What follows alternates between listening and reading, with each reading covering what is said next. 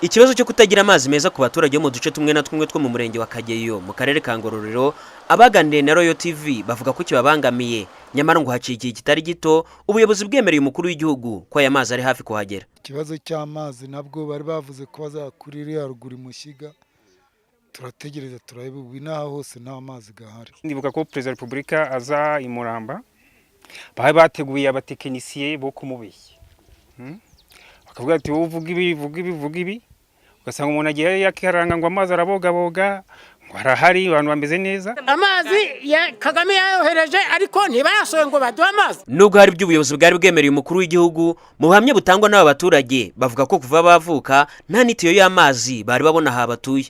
Nawe reba utereza amaso naho uraza kugera hose nubona itiri muri aka kagari ndansinzwe. Itiyo y'amazi ira muri aka kagari ndansinzwe. Baza abaturage tukweretse ahantu tuvoma mu mibande uruze wenda nuze kora uraza kwagira nukudaha ni ibyondo nizanzoka nuko nta. Uku kutagira amazi meza ngo nibyo bimvano yo kuba abaturage bashobora kuba barwara zimwe mu ndwara ziterwa no kudakoresha amazi meza, kuko ngo bikoreshereza amazi yo mu mugezi wa Satinski na Muhembe. Urabona amazi turi kunywa Satinski cyangwa se Muhembe.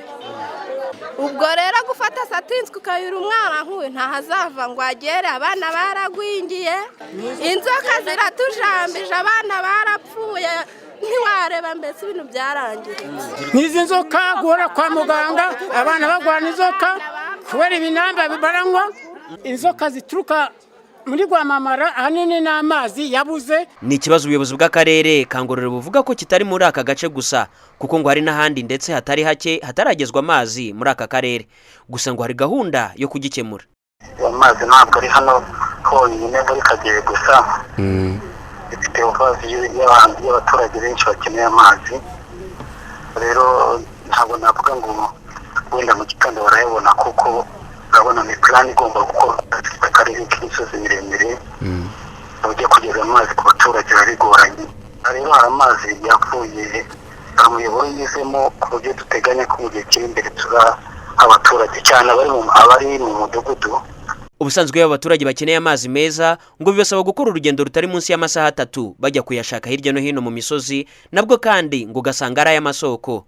Ni amazi kandi bavuga ko babona ari makeya, ku buryo ngo ugiye yizinduye mu gitondo agaruka hagana mu masaha 5 z'amanywa. Justin Kayiranga, Royal TV mu karere ka Ngororero.